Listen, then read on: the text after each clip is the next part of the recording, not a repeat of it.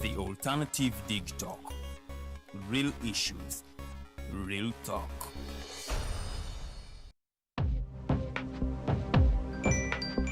Go to the church, though. Tawali man, what's up? Man, can you imagine people just dump everywhere? Someone drinks water and throws the bottle wherever. Come on, Rogers. What else do you expect people to do with an empty bottle? Simanya now, recorder. Did you know that plastics take at least 450 years to decompose? What? That's a long time. Exactly. Because plastics are made out of a lightweight and flexible material that doesn't decompose easily. And plastics everywhere in the environment cause plastic pollution. What is plastic pollution now? It is the accumulation of plastic waste in the environment, like bottles, polythene bags, straws. All of these contribute to plastic pollution. I have been using them without knowing their effect. Yeah, a lot of people have. Plastics are a danger to the ecosystem, both on land and in water. So how can we overcome this problem? Is there something we can do? Oh yes, we can reduce by minimizing the use of plastics, reuse by repurposing them, or recycle by collecting and processing them into new products. Everyone wants to change the world, but no one wants to change themselves for the world. How about we change our habits for the world? And it starts with me and you. This message is brought to you by Alternative Digital.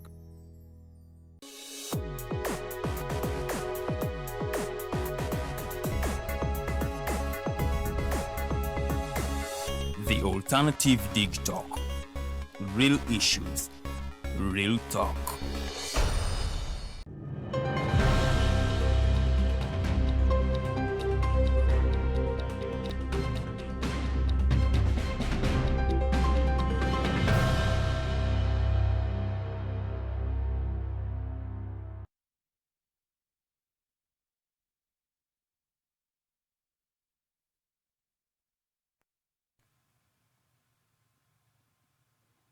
Ennaku z'omwezi ziri 18 tuli mu August omwaka 2025. Lunaku refresh nnyo, it's a new day, it's a Monday, we are in a new week. Twebaza Katonda okubanga ate olunaku olwaleero nze naawe tuli balamu. Tumwebaza nnyo ate nnyongera kwagaliza ebirungi ggwe. Eruye eyo gy'oli kiba kikulu nnyo okubanga ate okyali Kristiyaabo abaza okusenga balamu. Nga TikTok TV tukwaniriza eno ye The Mighty Global News Updates, akaseera mwe tukuweera amawulire wakati wa show emanyikiddwa nga The Mighty Drive. Yo show etambulira ddala okuva ssaawa 2 ez'okumakya okutuuka ssaawa 4 ez'akalassamayanzi mwe tukuleetera abagenyi ab'enjawulo okubanga ate obooli awo balina kye bakugattako. So tukwebaza okubanga weegase ku The Alternative Digital TV. Amannya nze Keneth Rwemirembe Rubatsimbira. Nkwaniriza nnyo gwe wiiki gwetandikidde bubi obooli awo ng'ofunye amawulire amabi waviiriddwako mikwano gy'oba ab'eŋŋanda bo n'ebizibu ebirala. Twongera okukwagaliza ebirungi wano ku Digital TV. Kaba kaseera ka mawulire n'olwekyo mba saagala ate mbe nga ndwawo. Ke kaseera nga kuwe nga tutandika ne Uganda Cranes. Bannaffe bano bali mu kwetegeka akawungeezi ka leero. Bagenda kubanga ate basamba ttiimu ya South Africa. Bannauganda beetegefu nnyo ku ttiimu ya Uganda Cranes yatulaze nti neetegefu oluvannyuma lw'okukipinga good performance mu mipiira gyayo egiyise. Nga otwogerera ate gwe munnange andaba Uganda Cranes ekulembedde ekibinja C. Gabadde mawulire malungi okuva empaka za kyani zino lwe zatandika. Uganda Cranes ekipinze a better performance obooli awo bw'okusinziira ku nkola gye yali ekolamu mu kaseera ak'emabega. Ekireetera Uganda ku luno okukola kulinnya mu CK Sports weewaawo nga tukyalinze tulabe ebigenda okuvaayo akawungeezi k'olunaku ate olwaleero. Uganda performance yayo nga obooli awo toyinza kuginyoomegezezzaako. Omutendesi yatukakasizza nti Uganda Cranes ate ku luno yakulaga eryanyi erisusseeko ng'essamba ttiimu y'abannaffe bano aba South Africa. Uganda eno even ng'efunye defeat Uganda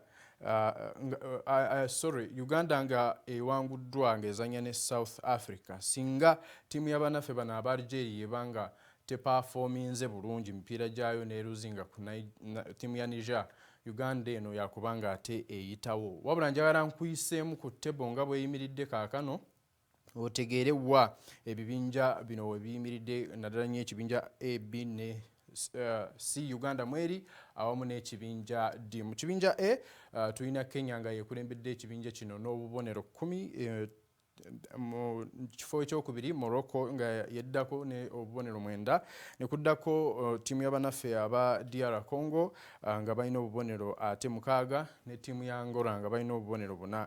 Mu kibinja B muri Tanzania, Madagascar, Mauritania ne Burkina Faso.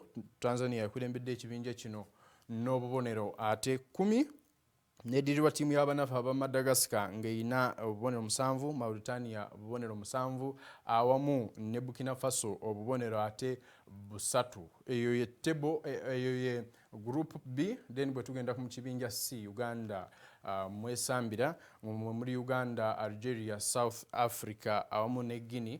Uganda ekulembedde ekibinja kino ng'erina obubonero kati 6. Tulinze tulabe oba eyongerako akawungeezi ka leero. Then tiimu y'abanaffe aba Algeria nejjira mu kifo ekyokubiri ng'erina obubonero 5.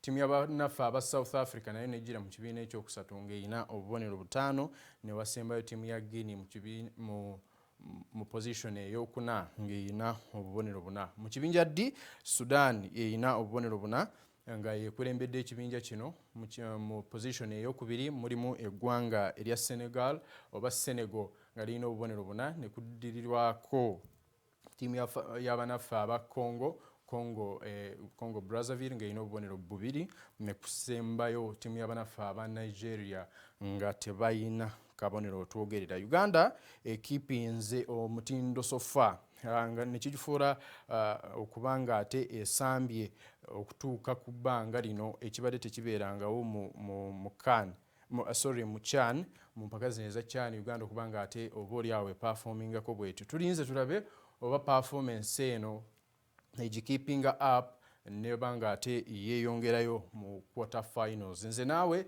tujja kubeera wano ku The Alternative Digital nga twongera kuweereza amawulire. Wabula bo Bannauganda ate bajjumbidde nnyo omupiira guno wetwogerera nga tickets ezikutwala ku kisaawe zo kati tukyasobola kufuna ticket oluvannyuma lw'okubanga ate zasoldingiddwa out oba zonna zatundiddwa ne zibanga ate ziggwawo bangi newankubadde tekyabasanyusizza naye bwe bityo bwe bikyatambula bw'oba ng'obadde osuubira okugula ticket ku mutimbagano olunaku ate olwaleero oyinza okusanga nga tekikyasoboka okuggyako singa abakulu mu kutegeka empaka zino basalawo ne bateekawo engeri endala naye ku bya bulijjo gwo omutimbagano tukyasobola kubanga ate you can access those online tickets obenga obwegatta butereevu ku mupiira guno. Bannayuganda bagujjumbidde nnyo olunaku olwaleero tulabe oba South Africa esobola okuwangula Uganda Cranes. Wabula njagala okimanye nti South Africa eno guno gwe mulundi gwayo ogusoose okuzannya ne ttiimu ya Uganda mu mpaka zino eza CHAN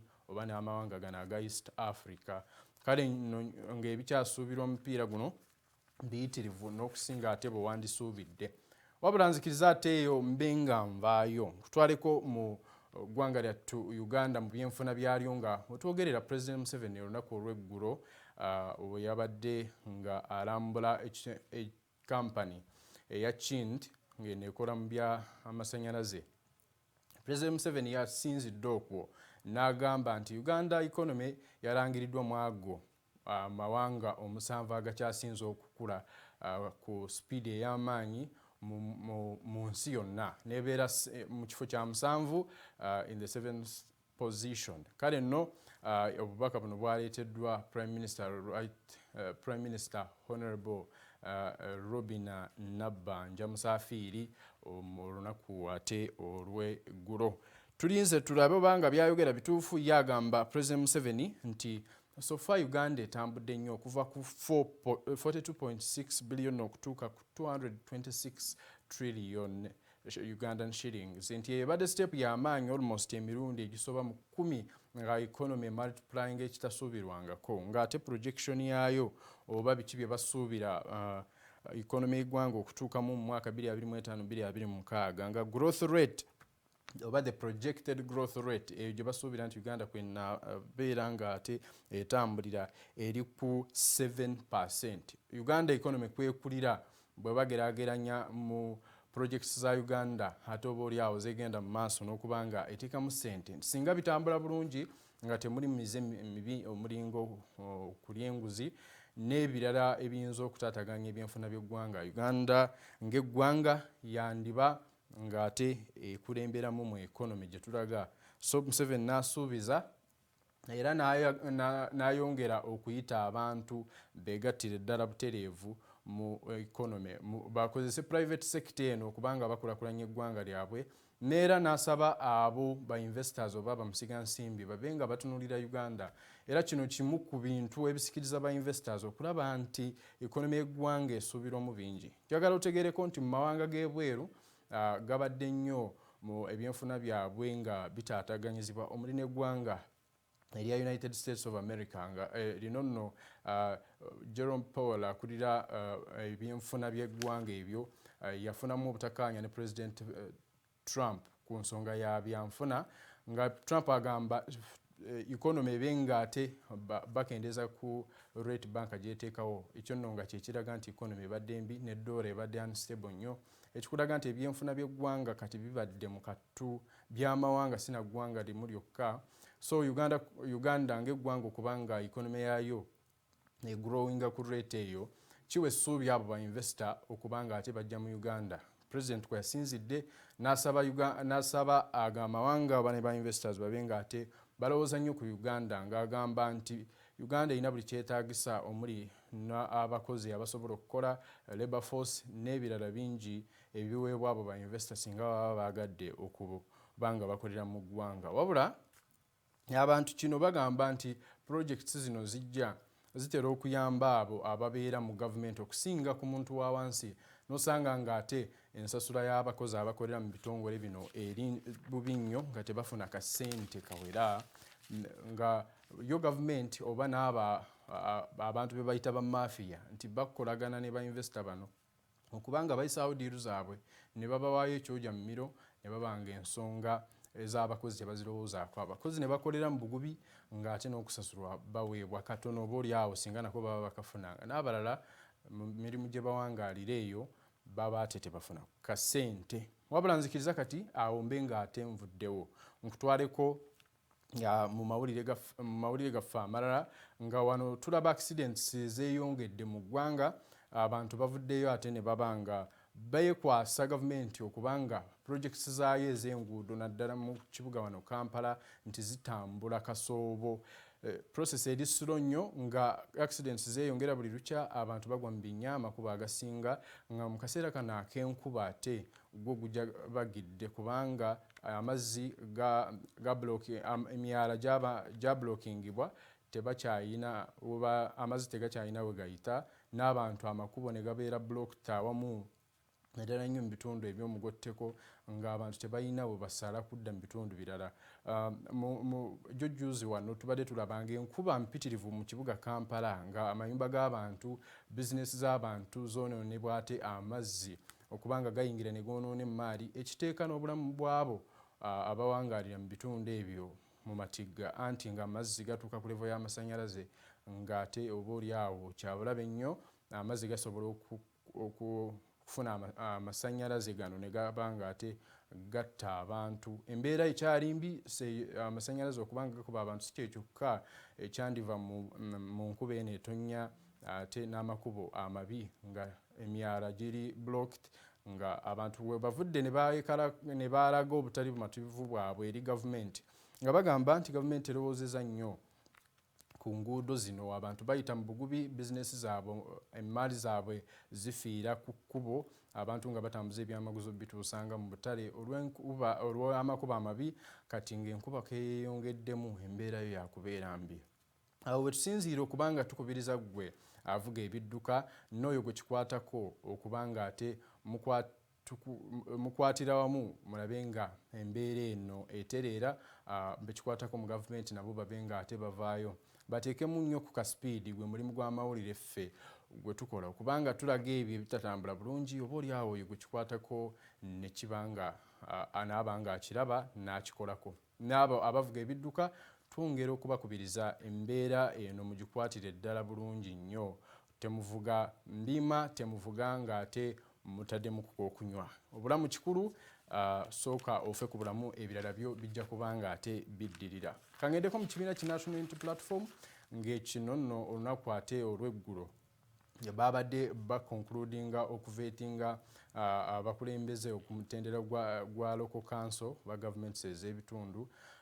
Twalabyeko nga ekibiina kino abakikulembera omuli omuli abamu ku bali mu top positions nga boogera nti NUP esajja kudde weetuuse ng'ennamba zibasusseeko. Olunaku olw'eggulo twalabye ng'ate abantu abamu bajja nga baali baafikkira mu kusunsula emabega gye tuvuddeko katono ne baba ng'ate bawebwa omwagaanya this time round okusunsulibwa nga kino kyaleetebwa ennamba okuba nga zaali mpitirivu nga tebasobola kuzihandulinga mulundi gumu. So NUP kwe kuvaayo negamba nti ebaweeko ku mwagaanya nabo babe ng'ate basunsulwa. Bino nno byayogeddwa Ruth Chemutai ng'ono yakulira akakiiko k'ebyokulonda mu kibiina ki National Unity Platform. So tulinze tulabe oba ng'abo NUP beesunsudde banaabeera ng'ate booli abo bayitamu mu kalulu ke tugendamu akabindabinda bangi ke basuubira nti booli awo kanditambulira mu bbugumu n'okusingawo akalulu akawedde. Embeera y'obwetyo bwekyatambula mu kibiina ki National Unity Platform okuvetinga kukyagendera ddala mu maaso nga kati feeza etandise mu kibiina kino mu kusunsula yaba members of parliament nga yo esuubirwa okuba nga ate nayo ekkomekerezebwa mu September wa 15th September 2025. Awo nno tukyalinze tulabe okulaba nga members of parliament nabo basunsulwa tulabe ani ayitawo newankubadde nga abamu ate bo bakuluma okukomawo ku kaadi kukomawo ku bwannamunigina oba nga ba independence. Mube twalabyeko mu kusunsula olunaku olw'eggulu mwaddemu Kampala Central C5 Councillor nga yaliko ono ye Katabu Moses omulina abalala nga Mosh Africana ne Waswa Muhammad n'abalala bangi babadde nnyo kubanga ate bakwatira balabanga basunsulwa bakwatira ekibiina kino kaadi mu kalulu ke tugendamu. Wabula eyo bwenvaayo olw'ensonga y'akadde nzikiriza mbe nga nkutambuliza ddala nkutwaleko mu ggwanga erya Amerika ng'eno nno waliwo ensinkano ne pulezidenti w'eggwanga erya President Trump yasinkana President wa Russia Vladimir Putin. Yeno nali nakuwaako amawulire gwe abadde ku The Alternative Digital gwe yasooka okumanya ku mawulire gano ag'okukyala kwa President Vladimir Putin mu ggwanga erya Amerika.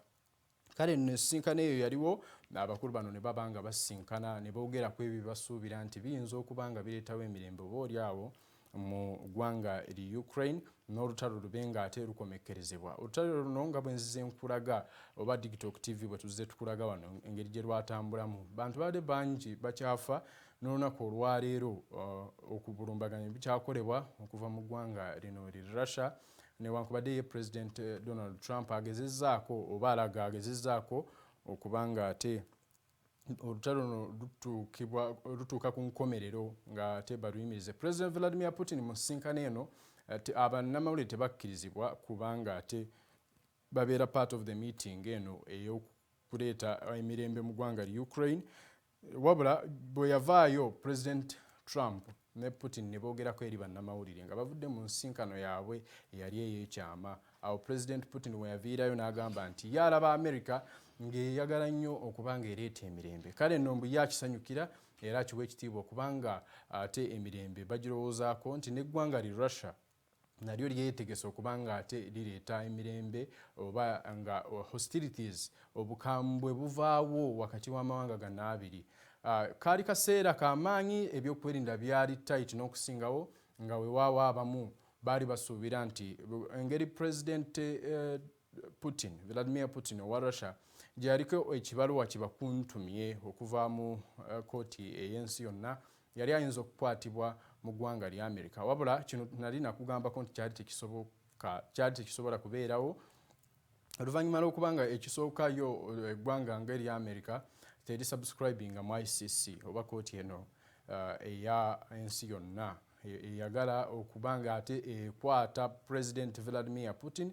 So nakugambako nti kyali tekisobokera ddala. Ensonga ey'okubiri yali yakuba nti ebyokwerinda President Vladimir Putin byaliko yali tusakwatibwa mu ggwanga lya America kyandireseewo olutalo olutandikirawo right away okusinziira nti ne President Putin we yasaba okubeera mu kitundu kya Alaska kyali kitundu ku Russia wabula ne kibanga ate kitundibwa kidde eri Abamerica so yabadde kumpi ng'alinga ewuwe era yasinziddaawo n'agamba nti next meeting babenga ate bagikolera mu ggwanga ate eya Moscow.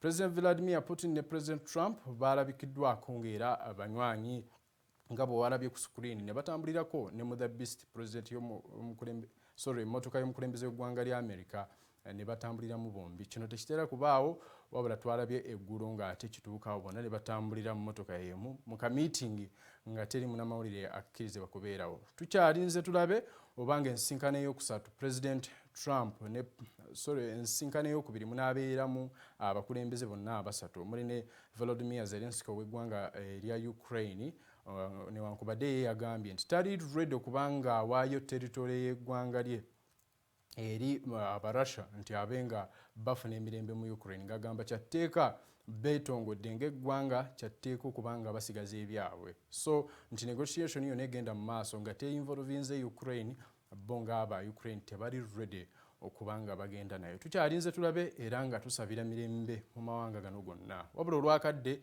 nze mba ntuuse ku nkomererwa y'entandikwa ya show eno nze Keneth Rwemirembe Rubatsimbira omumbejja ye ajja kubanga akwongerayo kikulu nnyo okunyiga ka subscribe button ne wegattira ddala butereevu ku mugendo guno ogubuulira amawulire amatuufu mu nsi yattu Uganda n'okubanga tukugamba ebyo ebifa gy'otaabadde siba bulungi weeraba